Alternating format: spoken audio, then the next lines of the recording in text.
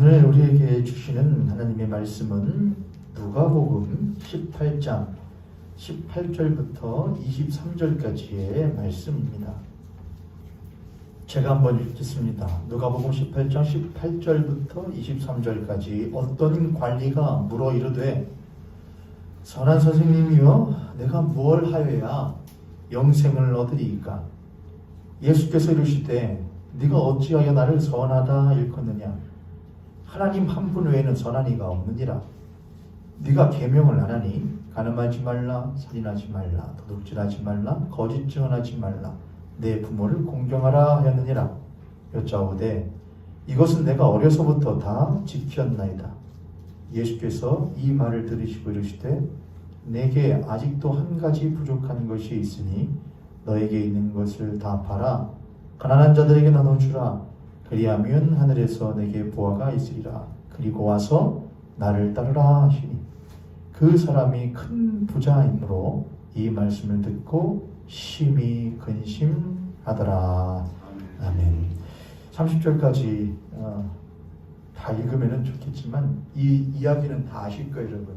그래서 예수님께서 그 부자가 심히 근심하고 떠나가는 걸 보시고 마지막에 이렇게 말씀하시죠. 30절만 한번 읽어보겠습니다. 29절 30절인데요. 이르시되 내가 진실로 너희에게 이르노니 하나님의 나라를 위하여 집이나 아내나 형제나 부모나 자녀를 버린 자는 현세의 여러 배를 받고 내세의 영생을 받지 못할 자가 없느니라 하시니라. 아멘. 이렇게 되어 있습니다. 오늘 여러분과 사도행전 강해, 오늘로 사도행전 강해를 강해는 마쳐지고 다음 주에는 사도행전 강해를 총정리 집약해서 한 시간에 끝내려고 합니다. 다음 주까지면 이제 사도행전 강해는 끝날 것 같아요. 그렇게 오늘 사도행전 강해 67회입니다. 80회까지 채우려고 했다가 70회까지 채우려고 했다가 다음 주면에 끝날 것 같다. 68회까지 하면 사도행전 강해가 끝날 것 같습니다. 약 1년 하고 한 반 정도 걸려서 여러분하고 사도행전을 하는 것 같습니다. 오늘 말씀의 제목은 지난주에는 영생을 믿습니다 이렇게 했는데 오늘은 영생향유라고 써놨어요. 괜히 또 한자로 하면 좀 멋있어 보이고 있어 보이잖아요. 그렇죠? 향유한다는 말은 사실 그렇게 잘 쓰는 말은 아닙니다. 향유한다. 향이라는 게 누릴 향자래요, 여러분. 누릴 향자고 유자는 그냥 있을 유입니다. 그래서 향유한다는 말은 있을 유자를 그냥 있다라는 것보다는 가지고 있다, 소유하고 있다라는 뜻이래요.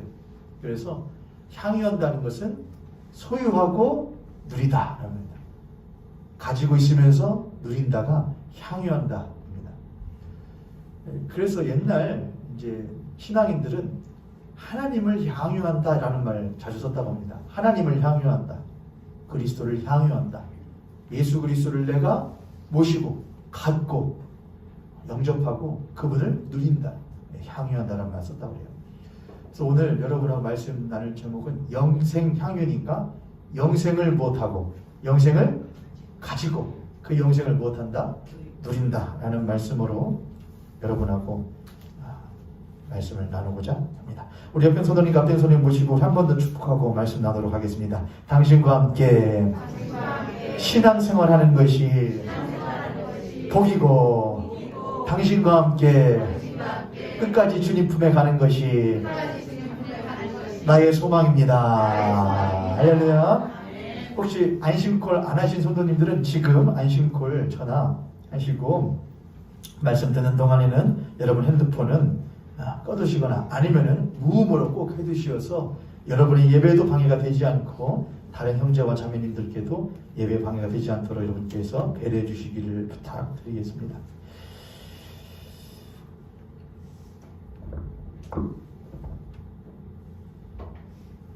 개인적으로는 아들로서는 남들이 알지 못하는 부모님에 대한 불효를 한 일들이 많이 있습니다.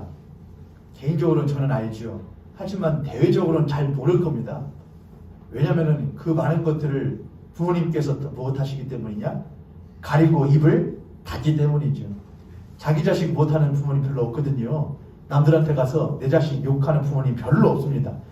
만약 내 자식 욕하는 부모님이 계신다면 그거는 얼마나 많으면은 흘러 넘쳐서 나가는 것이지 웬만큼은 하지 않습니다.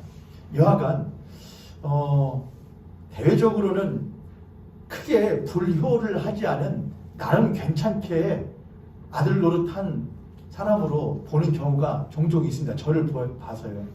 제 아내가 처음에 인사를 왔을 때 이렇게 말을 했습니다. 처음 연애를 할 때는 누구를 봐서 너무 좋았는데 누구를 봐서 좋겠습니까? 여러분, 저를 봐서 좋지요.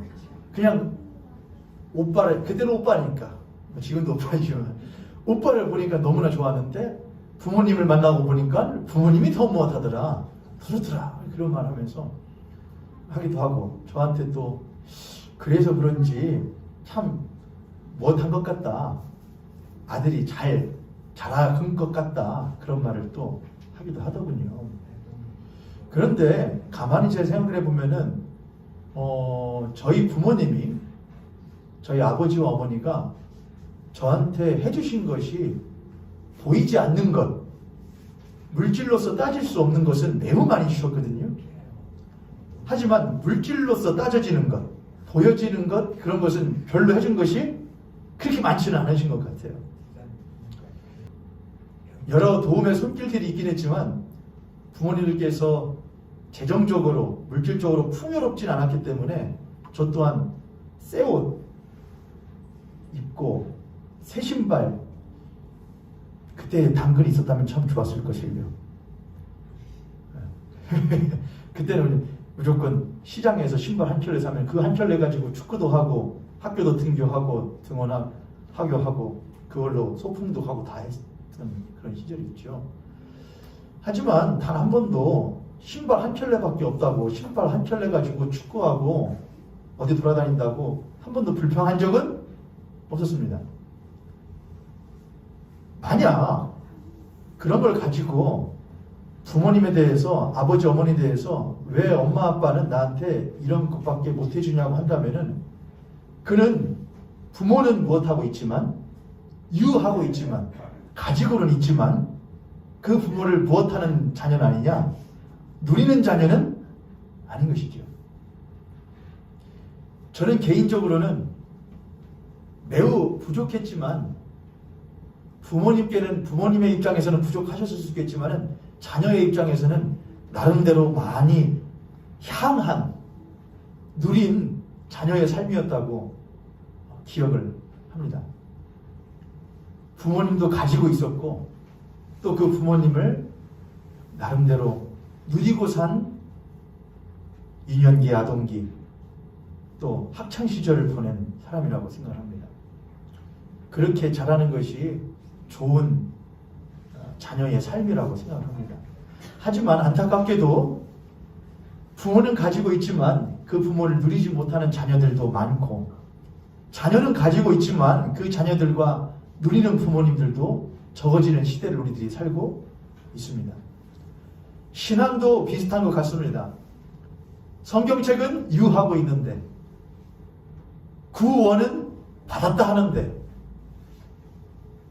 나를 믿는 자는 영생을 얻었다 했는데 실제로 그 영생을, 그 하나님을 누리는 사람은 참으로 적은 신앙의 시대를 살고 있지 않는가 생각을 합니다. 가지고 있기만 하면은 그것은 그 사람에게 의미를 줄 수가 없습니다.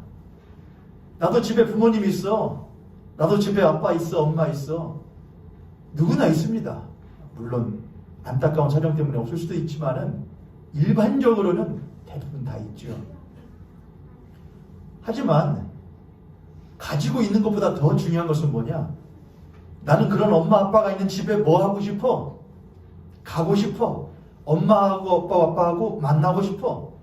그렇게 말할 줄 아는 것이 진짜 누리는 가족인 것이죠. 신앙에 있어서도 나도, 야 어디 가냐? 교회 가. 야, 그렇게 유난을 떠냐? 나도 믿어. 나도 집사요. 나 몇 년째 다녔어. 나 모태신앙인이요. 근데 난 그렇게까지는 안 해. 여기 계시는 보육계 성도님들 다 집사 직분들은 있으시고 권사 직분이 있고 장로 직분도 있으시죠. 다 교회 다녔다는 나름대로의 타이틀들은 다 있으시죠. 하지만 어떤 사람은 가고 싶어 미치는 사람이 있어요. 유난을 떠는 사람들이 있어요. 근데 어떤 사람은 꼭 그렇게까지 해야 해? 이 정도만 하면 되지 않아? 라는 사람이 있죠. 어찌 보면 가정에서도 부모님은 있지만 그 부모님을 누리지 못하는 자녀가 자녀로서는 가장 불행한 자녀이고, 자녀를 데리고 있지만은 그 자녀를 누리지 못하는 부모가 가장 불쌍한 불행한 부모인 것처럼, 하나님을 모시고 예수 그리스도를 영접하고는 있지만, 신자라는 이름은 있지만 그 하나님이 그립지도 않고 설레지도 않고 누려지지도 않는 신앙인이 가장 불행한 신앙인이지 않을까 생각을 합니다. 우리 옆에 손원님과 앞에 손원님 보시고 그렇게 한번 여쭤보시겠습니까? 당신은 하나님이 보고 싶습니까? 보고 싶으셔요? 만나고 싶으셔요? 오늘은 그 이야기를 조금 해보려고 합니다. 영생. 영생을 우리가 향유하려면, 영생을 누리려면, 갖고 누리려면 먼저 영생이 무엇인지를 좀 알아야 될 것 같습니다. 세 가지로 정리해봤는데, 첫 번째, 영생은 일반적으로 삶이, 생이잖아요, 생. 생이 영원한 것이죠. 다른 말로 하면 삶이 영원하다. 그게 영생이다 할 수 있을 것 같아요. 그러면은 삶은 뭐냐? 삶이라는 것은 존재의 의미예요. 좀 어렵죠, 여러분? 그러니까 삶이라는 것, 나의 삶이라는 것은 나라고 하는 뭐고, 존재가 살아온 의미 있는 시간들이 곧 뭐냐? 삶이에요. 살기는 살았는데, 숨을 쉬고 먹고 마시긴 했는데, 뒤돌아보니 뭐가 없어요? 뭐하고 살았나 싶을 때가 있어요. 왜 그렇게 살았나 싶을 때가 있어요. 그러면 그에게 그건 산 것이긴 산 것이지만은 의미 있는 삶은 아닌 것이죠. 사는 건 다 살아요. 다 숨 쉬고 살아요. 먹고 살아요. 하지만 어떤 사람은 의미 있는 삶을 사는 사람도 있어요. 그런 사람들의 삶을 우리들은 뭐냐? 기리고 부러워하고 본받기를 원하죠. 그 누구도 의미 없이 사는 사람의 삶을 부러워하거나 본받고 싶어 하지 않아요. 모두가 의미 있는 삶을 살고 싶어요. 왜냐하면은 존재의 의미는, 존재의 목적은 그가 얼마큼 의미 있는 존재로서 삶을 살았느냐에서 발견되어지기 때문에 그래요. 하루를 살아도 의미 있게 사는 사람이 있어요. 일주일을 살아도 의미 있게 사는 사람이 있어요. 그러면 주일날은 일주일의 첫 번의 시작이기도 하지만 어떻게 보면 일주일의 마침이기도 하거든요. 한 주간을 의미 있게 산 사람은 주일날이 되면은 못하냐? 보람차요. 주님 앞에 가지고 나올 것이 있어요. 그런데 한 주간을 돌아볼 때에, 하나님 보실 때에 의미 없는 삶을 산 사람은 주일날 나오는 것이 무의미한 것 같아요. 건조해요. 팍팍해요. 그냥 나와요. 삶이라는 것은 인간이라는 존재가 의미를 가지고 지내온 시간들이 모여서 삶이 되는 거예요. 인간이라는 존재는 그래서 의미와 가치에서 자신의 삶을 찾아요. 의미가 어디 있지? 가치가 어디 있지? 이러한 인간이 찾는 의미와 가치를, 의미도 어렵고 가치란 말도 어려워요. 그러면은 다른 말로 할 수 있어요. 딱 한마디로. 그건 뭐냐? 행복이에요. 행복. 인간은 행복을 찾아서 살아요. 행복하고 싶어. 다 사는데 난 행복하게 살고 싶어. 그 행복에서 인간은 의미를 찾고 가치도 찾는 것이죠. 저마다의 의미와 가치는 다르겠지만 나름대로의 행복을 찾아서 인간은 삶을 살려고 합니다. 그게 삶이에요. 그게 삶. 근데 영생은 뭐라고 했죠? 그 삶이 무엇한 거? 연한 거라고 그랬죠. 네. 행복을 추구하고 의미와 가치를 찾기를 원하며 살아가는 사람의 그 삶이 계속 연장되면 그걸 뭐라고 하냐? 영생이라고 할 수 있다는 것이죠. 여러분, 영원이라는 것은 시간을 의미하기도 하고, 그래서 영원이라는 건 뭐냐? 시간인 것도 맞죠. 시간. 또한 무엇하죠? 공간이기도 하죠. 다른 말로 하죠. 어려우니까 예를 들 수밖에 없어요. 제가 제 아내를 못해요? 이제는 미안합니다. 제 아내보다 누구를 예로 드는 게 더 절절하느냐? 딸내미를 들 때가, 자식을 들 때가 더 절절하더라고요, 여러분. 집에 들어가면은 옛날에는 여보! 이러잖아요. 근데 이제 뒷문 열면 뭐라고 하게, 여러분? 야, 이봐! 하인이라는 존재가 있어요. 딸이라는 존재가 있죠. 저는 그 아이가 있을 때 못하냐? 행복해요. 그럼 그 아이와 함께 있는 뭐?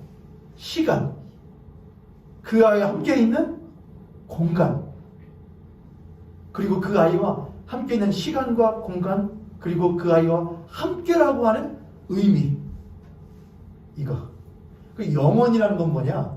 영원, 영생이라는 것은 삶이라는 것이 영원한 것인데, 그 삶은 시간과 공간과 그 시간과 공간 안에서 다른 존재와의 만남을 통해서 의미가 생겨질 때에 그것을 보고 뭐라고 하냐? 영원한 삶이라고 말할 수가 있다고 하는 것이죠.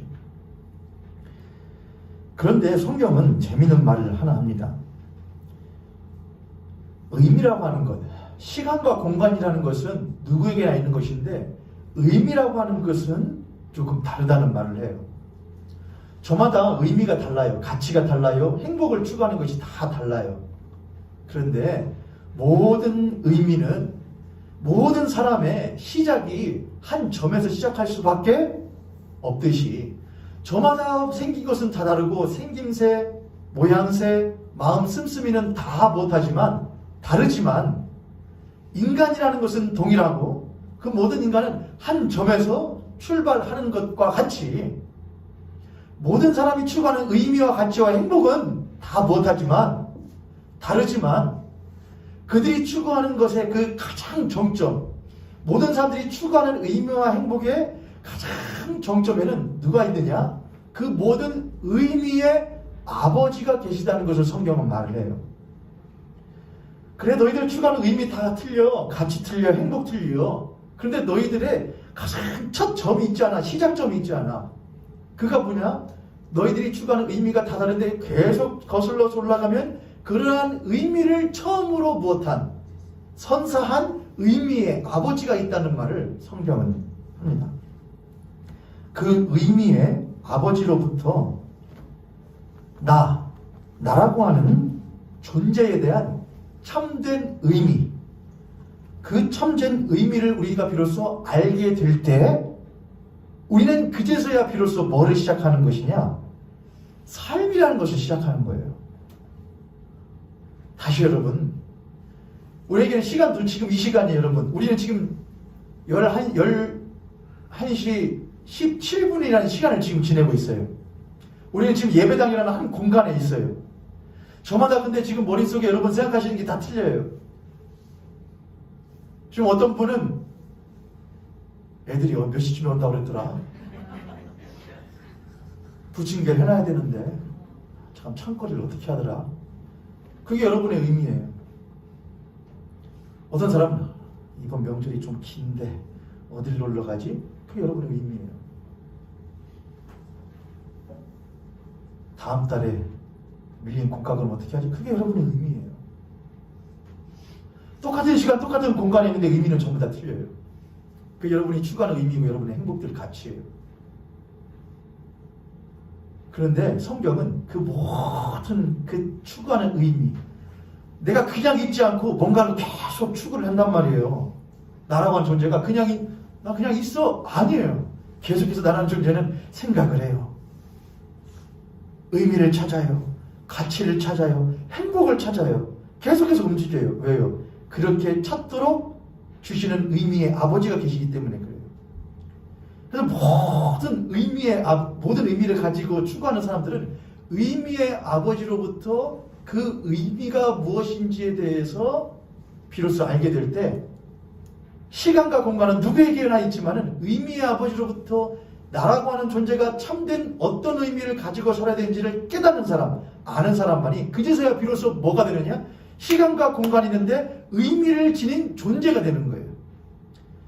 시간과 공간이 있고 의미를 추구하는 존재가 되어야 그 전까지는 의미를 찾는 진짜 의미를 아는 존재가 아닌 거예요. 나름대로의 의미를 가지고 살 뿐인 거예요. 그런데 진정한 참된 의미를 안 사람이 비로소 의미를 아는 존재가 돼요. 그제서야 뭐가 시작되는 거냐? 이 세 가지가 모여져야 삶이 시작돼요. 삶이요. 삶. 시간도 있어야 되고 공간도 있어야 되고 존재가 있으면은 삶이 시작되는데 존재가 그냥 있지 않고 뭐를 추구한다고요? 의미와 가치와 행복을 추구를 해요. 저마다 다 틀리다고요. 삶이라는 게 다 틀려요. 삶의 모습들이요. 그런데 성경은 그 모든 그 의미의 아버지가 계시며 그 의미를 주시는 분이 계신다고 성경은 말을 해요. 그리고 그 의미의 아버지께서 주시는 참된 의미를 아는 사람이 어떤 존재가 되느냐? 참된 의미를 아는 존재가 되는 것이고 성경은 그제서야 뭐라고 하느냐? 그제서야 비로소 시간과 공간과 참된 의미를 아는 존재가 이 세 가지가 모였을 때 비로소 무엇이 시작된다? 삶이 시작해요. 삶이요. 성경은 그런 이야기를 창세기에서 이야기를 해요. 하나님께서 언제? 태초에 시간이에요. 세상을 못하셨다. 공간이에요. 시간과 공간을 창조하셔요. 그리고 거기에 뭐를 두셔요? 사람을 두셔요. 많은 피조물들과 함께 사람을 두셔요. 흙으로 사람을 빚으시고 그 코에 생기를 불어 넣으시니 사람이 무엇이 된지라? 생명이라고 했어요. 근데 생명이 되었을 때에 그는 흙으로 빚은 것만으로 생명이 된 게 아니었어요. 그 코에 무엇을 불어 넣으셨거든요. 생기가 뭐라고 그랬냐면은 하나님의 호흡이라고 그랬고 하나님의 숨이라고 했고 하나님의 영이라고 그랬어요. 그게 의미였어요. 그게 그냥 흙으로 사람을 빚으면은 성경에서 그렇게 하죠. 사람이 죄를 범한 다음에 하나님의 신이 그들에게서 못하더라? 떠나갔다 그렇게 했어요. 그래도 사람 살아야 안 살아요? 살아요. 시간을 살고 공간을 살았어요. 근데 하나님은 그들을 뭐라고 하지 않았냐? 산 존재라고 말씀하지 않으셨어요. 너 살긴 살아. 근데 살아도 살아있는 게 아니야 라고 했던 거예요. 너희들은 살아있는 게 아니야. 너희들은 무엇한 상태야? 에베소서 2장 1절은 허무할 죄와 허물로 죽은 자들이라고 해요. 하나님 보실 때는요. 우리는 괜찮아요. 나 나름대로 행복하게 살아요. 벌 만큼 벌고요. 먹을 만큼 벌고 나 인맥도 좋아요. 그걸 하나님 보실 때는 그건 아무것도 아니었다는 것이죠. 그건 의미가 없다는 것이죠. 그러므로 그들은 무엇도 아니냐? 삶도 아니었다는 것이죠. 하나님은 창세기에서 처음에 에덴 동산을 창설하시고 시간과 공간을 허용하시고 거기에 하나님을 알고 하나님과 만나며 하나님과 교제하는 사람을 두셔요. 그리고 그는 살아요.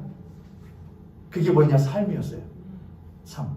첫째 날, 둘째 날, 셋째, 넷째, 다섯째, 여섯째 날까지 그렇게 하나님은 모든 피조물들에게 시간과 공간을 허락하시고 그 모든 피조물들과 함께 만물을 붙드시고 그들과 교제하시면서 뭐더냐? 사셨어요.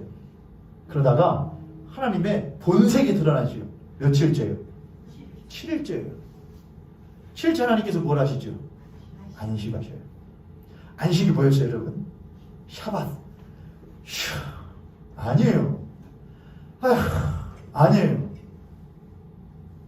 우리는 쉼만 하면은 뭐의 쉼만 생각하느냐? 육체의 쉼만 생각을 해요. 좀 더 나가서 정신의 쉼만 생각을 해요. 그러나 창세기에서 말한 그 안식이라는 것, 하나님이 모든 것을 만드시니 심히 보시기에 못하더라 좋았더라. 하나님이 그들을 이제 7째 날에 그들과 함께 못하시더라 안식하더라 하는 것은 무엇이냐? 그들을 이런 거죠. 품에 꽉 끌어안고 그들을 품에 팍 끌어안고 야 좋지, 보니까 좋지, 나랑 있으니까 너무 좋지. 그게 안식이었어요. 어때, 좋아? 이거 좋은 거 안 끝났으면 좋겠지. 계속 됐으면 좋겠지. 나와 함께 한 시간과 한 공간에서 나와 함께 어울리며 서로 사랑하며 있는 것, 이거 안 끝났으면 좋지 않겠어? 아담과 하고 뭐라고 했을까요? 좋지요. 좋지요. 그게 뭐예요? 안식이고, 그게 지속되면 뭐인 거예요? 영생인 거예요. 시간과 공간이 주어지고 아담과 하와와 모든 피조물들은 하나님과 더불어서 막 사랑을 해요. 그들은 진정한 의미를 알았어요. 하나님이 계셔.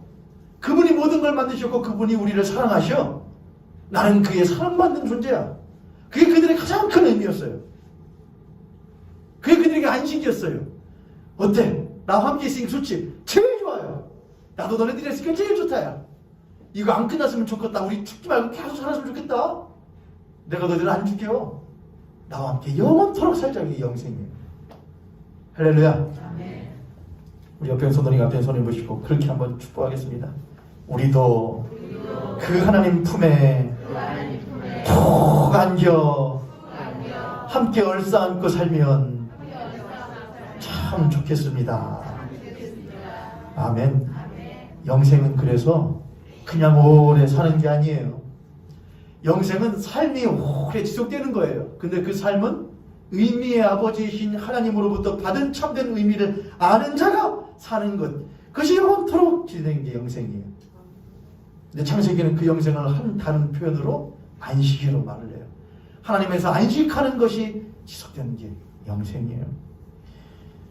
영원하신 하나님은 사랑하는 피조물과 서로 사랑하시며 서로 의미를 주고받으며 너는 나에게, 나는 너에게 서로 의미를 주고받으며 함께 거하기를 원하셨어요. 그게 성경이 말하는 안식이었어요. 안식은 피조물들이 참으로 피조물이 되는 때였어요. 안식은요. 나는 피조물이야. 그는 누구이시고 창조주이시고, 근데 놀라운 것은 난 그저 피조물일 뿐인데 지으신 이가 나를 한없이 못하셔? 사랑하시고 귀히 여기셔. 여러분, 다른 사람이 나를 볼 때에 그 사람이 나를 사랑하는지 이뻐하는지 좋아하는지 아니면 싫어하는지 눈 보면 알아요, 몰라요, 여러분? 제가 여러분 지금 볼 때에 여러분들이 귀히 여기는 것 같아요? 아니면 여러분들 막 답답해 처음 보여요, 여러분? 그래요? 아닌데? 한없이 귀하게 지금 보고 있는 건데 제가 눈이 작아서 안 보이시는 거예요. 저희가 그렇게 말하거든요, 저한테요. 하인이 볼 때 틀리대요. 그래서 제가 저희 어머니한테 그러거든요. 저희 부친께서는 제가 제 자식 낳은 걸 본 적이 없으시니까 어쩔 수 없고,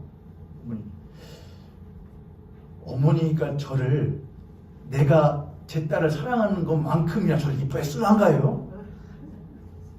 안 했을 것 같아요. 전 제가 더 이뻐하는 것 같아요. 더 하셨겠죠? 그렇죠. 그러면 그렇지, 그럼 아무로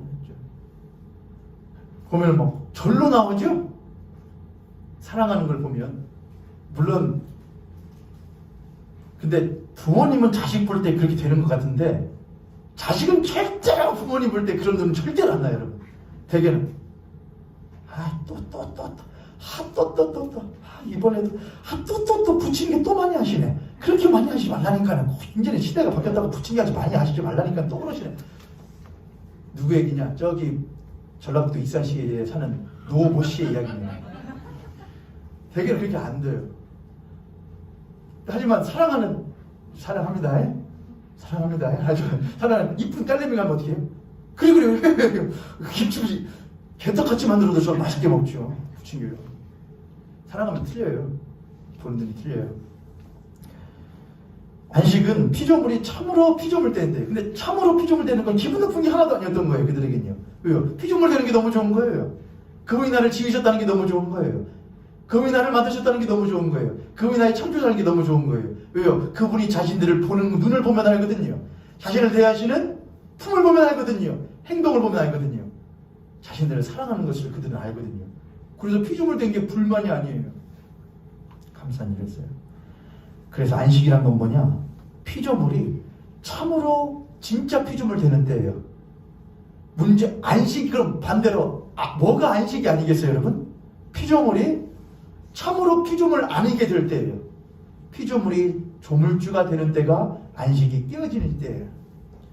피조물이 창조주가 되는 때가 참으로 안식이 깨어지는 때예요. 하늘 아래 두 왕이 있을 수 있어요, 없어요, 여러분? 없어요. 왕은 하나예요. 통치자 하나예요. 하나님 한 분이세요. 근데 하늘 아래 두 왕이 있으려고 그래요. 나도 왕하고 당신도 왕합시다. 당신 나라 있고 내 나라도 있습니다. 그때부터 안식은 깨어지고 전쟁이 시작되기 시작하는 거죠. 안식의 반대는 불화이기도 하지만 안식의 반대는 방황이에요. 안식은 쉬는 거잖아요. 하나님 품에 푹 있어. 그러나 그 반대는 뭐예요? 그 품에 있지 못하고 떠도는 거예요. 뭘 찾아서요? 의미를 찾아서, 행복을 찾아서, 가치를 찾아서 떠도는 거예요. 그걸 성경은 뭐라고 하냐? 방황이라고 해요. 유리방황한다고 해요. 어딨지? 행복이 어딨지? 가치가 어딨지? 그리고 영생의 반대는 사망. 결론적으로 영생은 안식이고, 안식이라는 것은 뭐냐? 하나님이 지으신 사람으로서 참으로 삶다운 삶을 살아가는 참살이가 영생이에요. 참살이, 참으로 산다. 참살이가 곧 영생인 것이죠. 영생의 하나님께서 우리에게 주시는 것은 그분 자신으로 말미암는 영생이에요. 영원토록. 근데 중요한 게 있어요. 그분으로 말미암는 영생이에요. 이걸 어떻게 제가 설명할까? 사실은 사도신경 강해에서 영생이라는 것은 무엇과 사실 붙어 있는 것이냐? 바로 앞에 뭐가 있죠? 영생을 믿습니다. 바로 앞에 뭐를 믿죠, 우리는? 무엇과 영생을 믿습니다 하지 않습니까? 몸의 부활과 영생을 믿습니다. 안 되겠다. 67회로는 부자력할 그냥 100회까지는 사도신경 강해를 해야. 몸의 부활과 영생을 믿습니다. 그러니까 영생이라는 건 사실 부활과 붙어 있는 거예요. 그 영생이라는 건 사실 계시로까지 가야 돼요. 새 하늘과 새 땅을 주시는 것까지 가야 되는데, 여러분 이 자리에 있는 모든 분들은 윌리엄 몰트만이라는 독일 신학자가 있습니다. 근데 그분이 95세가 되었는데 책을 썼어요. 책을. 95세가 됐는데 책을 써요. 대단하죠, 여러분. 제목이 나는 영생을 믿습니다라는 책인데 한 150쪽까지 되는 책인데, 제가 사보지 못했고 제가 그걸 강독해 주는 걸 제가 이제 듣고, 그분의 제자가 서울신학대학교의 교수로 계셔서 그분이 이제 짧게 그것을 번역한 것을, 옮긴 것을 자신들이 이제 해준 걸 제가 들었어요. 근데 그분이 이제 그 윌리엄 볼트만이라는 자신의 스승과 대화를 나눌 것 중에 이렇게 물었대요. 스승님, 당신은 죽으면 당신의 묘비에 뭐라고 쓰실 겁니까? 그렇게 했대요. 뭐라고 쓸 것 같아? 제자가 몇 년에 태어났고 몇 년에 죽다, 이렇게 쓰겠지요? 그랬더니 스승이 95세 먹은 그 신학자가 아니, 몇 년도에 태어나고 몇 년도에 부활하다 쓸 거야. 그때요. 1982년 12월 9일에 태어나고 예를 들어 뭐로 갈까요? 70년 2070년에 죽다 아니고 2070년에 부활하다. 그 교수님이 이제 그 말을 하면서, 여러분 우리 그리스도인들은 죽는 게 아니라고, 예수께서 말씀하신 것처럼 영원토록 사는 거라고. 그럼 우리가 죽는 것이 아니라 우리는 무엇 하는 거라고? 우리는 몸의 무엇과 부활과 영생을, 목사님 이건 부활이 아니잖아요. 다시 사는 게 아니잖아요. 우리는 이미 부활한 사람이에요. 그렇죠, 여러분? 우리는 이미 부활한 사람이에요. 우리는 몸의 부활을 믿는 거예요. 몸의 부활은 미래 장차의 일이지만은 우리는 이미 무엇한 사람이에요? 다시 산 사람이에요. 우리는 죄와 허물로 인하여서 죽었죠. 우리는 죽은 사람이에요. 착각하면 안 돼요. 우리는 죽은 사람인데 예수 그리스도로 말미암아 우리는 다시 못한 거예요. 고린도후서 5장 17절에 보면 보라 새 것이 되었도다. 새로운 피조물이 되었다는 거예요. 이전 것은 지나갔다. 새로운 피조물이 되었다는 거예요. 그럼 우리는 죽었다가 못한 사람이에요? 산 사람이에요. 우리는 못한 사람이에요. 부활한 사람이에요. 할렐루야. 부활을 맨날 우리는 다시 살아. 아니 우리는 다시 살았어요. 우리는 다시 살았고 또한 영원토록 사는 사람들이에요. 그게 그리스도인들의 부활 신앙이에요. 할렐루야. 할렐루야. 똑같이 우리들의 부활도 오늘 우리는 다시 살았고 이미 살았고 살아가고 있고 또 영원토록 살 것인 것처럼 영생도 똑같은 거예요. 우리의 영생은 앞으로 올 넓은 미래에 계속해서 그 하나님과 함께 영원토록 참살이를 하는 것과 동시에 오늘 이 시대를 살아가는 우리는 참살이를 하는 사람이 바로 영생을 믿는 그리스도인들이에요.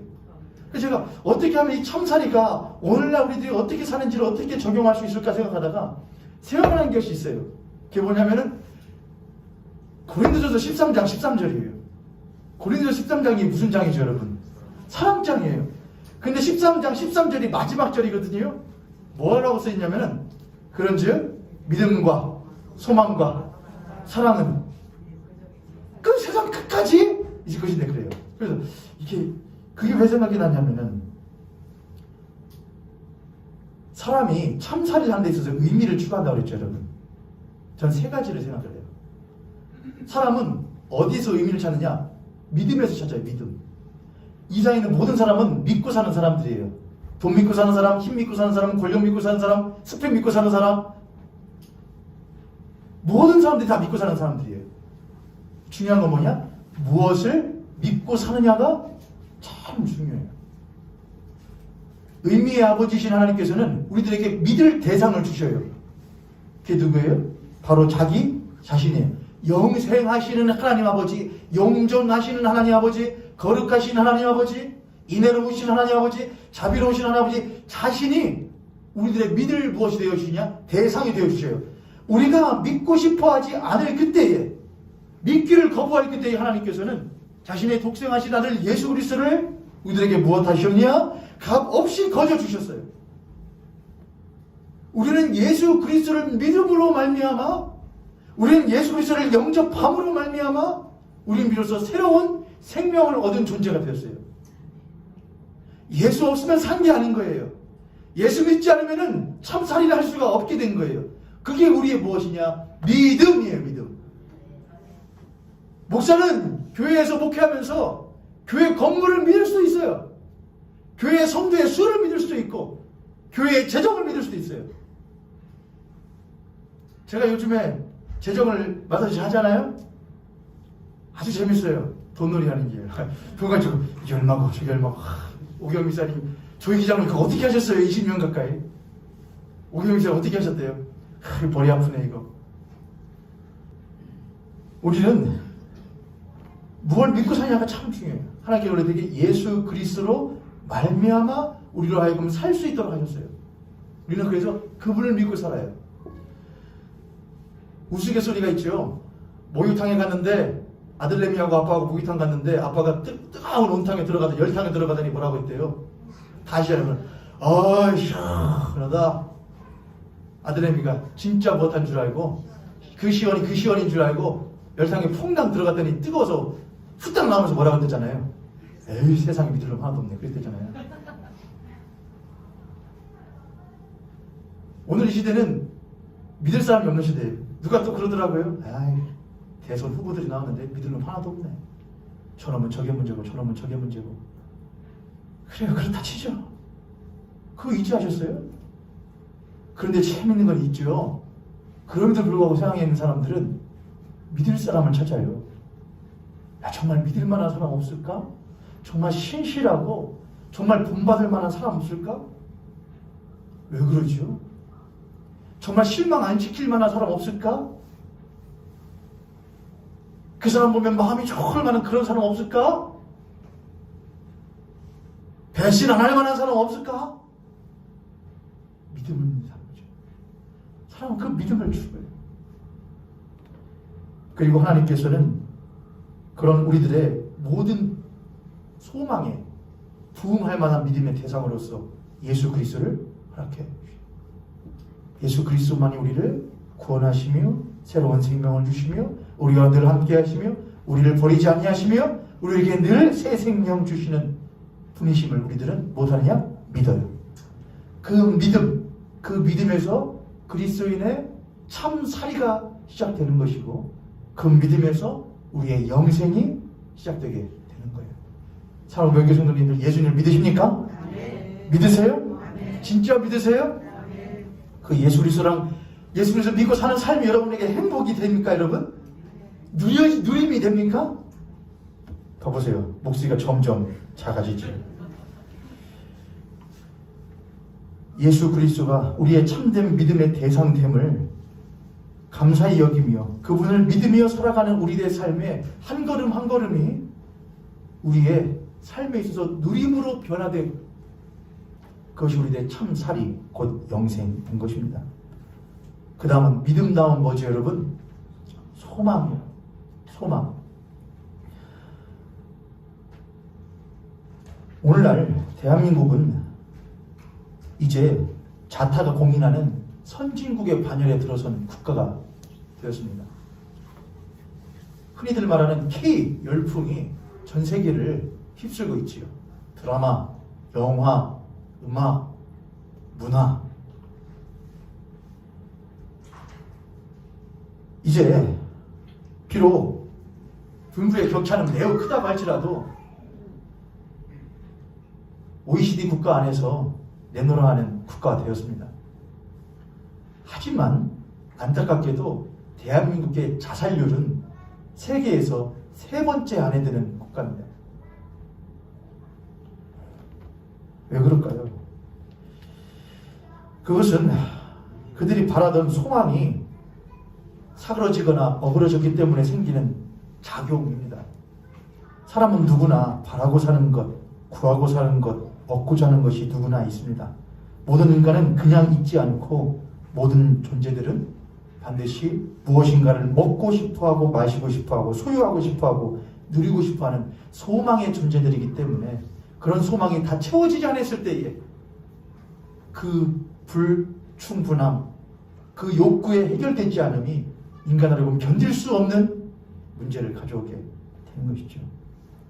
그래서 어떤 이들은 그의 삶을 스스로 마치기도 하고 어떤 이들은 많은 이들의 삶을 그 자리에서 종지부를 찍어 끝 내버리기도 합니다. 많은 이들이 그런 것이 이제는 마치 하나의 흐름이고 문화가 된 것 마냥 그런 것을 마치 괜찮은 것처럼 가볼까? 나도 죽어볼까? 어차피 왔다 그냥 가는 거 아니야? 마치 그 이후의 삶은 아무것도 없는 것처럼 그런 흐름이 대한민국 안에는 사실 여러분이 알지는 못하겠지만 굉장히 많습니다. 소망을 잃고 살아가는 이상의 사람들, 그리고 과거 2000년 전에 그렇게 소망 없이 살아가던 이들에게 오신 분이 있었는데 그분이 바로 예수 그리스도이셨습니다. 하나님으로 말미암아 살았어야 하는데 그 하나님을 잃은 지 수많은 시간이 지나 이제는 계신지도 모르고 살았던 이들에게 그분은 친히 자기 자신을 나타내시면서 자신을 바라보며 자신을 삶의 목적과 의미와 소망 삼아 살기를 권하십니다. 수가성 여인과 같이 삶의 소망을 모두 다 잃어버리고 그저 시간만 되면은 하루하루 마실 물을 뜨기 위하여 우물가에 나왔던 그 여인에게, 소망 잃은 그 여인에게 찾아오시어서 그에게 그 무엇도 해결해 줄 수 없었던 소망의 문제를 해결해 주셨던 것이 바로 예수 그리스도였죠. 사랑하는 교회 성도님들, 여러분의 우물가는 어디입니까? 여러분의 우물가예요. 여러분이 늘 찾아가시는 그 우물가예요.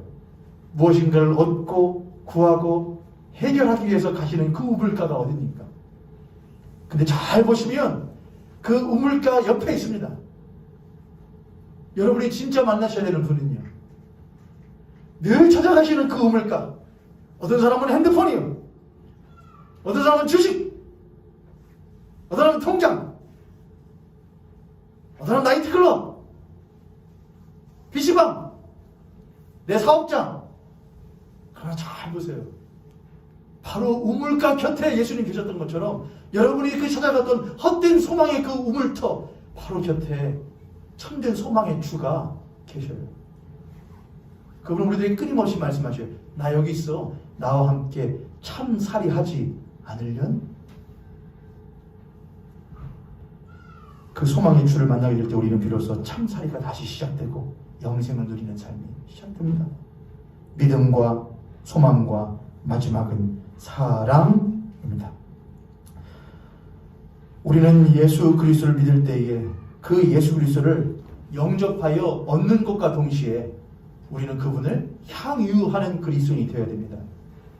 향유한다는 것은 말 그대로 얻었을 뿐만 아니라 그것을 누린다는 것을 말합니다. 저는 제 아내를 집에 모셔두기만 하는 것이 아니라 제 아내를 못하느냐? 누립니다. 저는 제 아이를 집에 데려다 놓기만 하는 것이 아니고 제 아이를 누립니다. 그게 향유하는 겁니다. 그 향유의 가장 중요한 속성은 바로 사랑입니다. 하나님은 에덴 동산에서 자신이 만드신 모든 피조물들, 사랑으로 빚으신 모든 피조물들을 귀히 만지시고 어루만지시고 쓰다듬으시면서 그들을 향유하셨고, 그 모든 피조물들은 그분의 손길에 그 손길의 만짐을 받으면서 또한 그분을 무엇했느냐? 향유했습니다. 그분의 손길에는 사랑이 있었고 만지시는 그분을 바라보는 피조물의 눈에는 또한 사랑이 있었던 것이지요. 오늘 시대의 믿음도 믿을 만한 사람이 없을까? 내가 믿고 구할 만한 것, 흔들리지 않을 만한 것이 있을까? 믿음이 없는 시대, 내가 바랄 만한 것, 내가 구할 만한 것, 참으로 내가 이 일평생 동안에 꼭 구하면서 살 만한 소망 없을까? 그러나 그런 소망이 상실되어지고 변질되어진 시대. 그리고 사랑이라고 말을 하지만 결국에는 내 자신의 영달과 또는 내 자신의 안위를 위해서 또는 흔히 말하는 내 개인의 행복이라는 허울로 사랑을 내팽개쳐 버리기도 하는 이 사랑이 상실되어진 이 시대를 그리스도인들로서 살아가면서 우리는 우리의 믿음의 주요 참 소망의 주가 되시며 우리를 참으로 사랑하시어 자신의 목숨을 십자가에서 아낌없이 버리신 예수 그리스도를 믿고 또한 영접하였을 뿐만 아니라 그분을 누리며 그분을 전심으로 믿고 그분을 전심으로 바라며 또한 그 예수 그리스도를 전심으로 사랑하면서 살아갈 때에 그리스도인은 비로소 참살이를 하는 그리스도인의 삶을 살아갈 수 있게 되는 것이며 그런 그리스도인이야말로 영생을 믿는 그리스도인이라고 말할 수 있을 것입니다. 우리 옆에 성도님 갑자기 손 드시고 우리 그렇게 한번 마지막으로 축복하도록 하겠습니다. 영생향유, 영생향유, 예수 그리스도가 믿음과 소망과 사랑의 대답이십니다. 할렐루야, 할렐루야. 여러분이 정말로 그리스도인이라면은, 여러분이 이것을 정말로 믿으신다고 한다면은, 여러분이 이거에서 벗어나는 순간 영생의 반대는 뭐라고 그랬죠, 여러분? 방황이요. 유리방황이요. 아니, 안식의 반대가 유리방황이요. 영생의 반대는 상황이에요. 여러분이 정말 그리스도인이라고 한다면은 여러분이 그 안식을, 여러분이 그 영생을, 그 예수 그리스도를 믿고 바라고 사랑하는 것을 벗어난다면은 여러분의 삶은 사실 유리방황하시는 거예요. 그래서 교회도 무엇 하는 거냐? 집에 오는 것 같지가 않아요. 교회 오는 게, 예배당 오는 게 집에 오는 것 같지가 않아요. 무엇 하는 것 같죠? 그냥 일상의 한 군데 들렸다 가는, 거쳐가는 것 같아요. 그건 아무런 느낌도 없는 거예요. 그럼 사실 예배당은 집이에요. 오면 따뜻하고, 오면 기분 좋고, 오면 괜히 울컥하는 곳이 교회예요. 옆에 있는 성도님들이 여러분의 교회예요. 여기가 집이에요.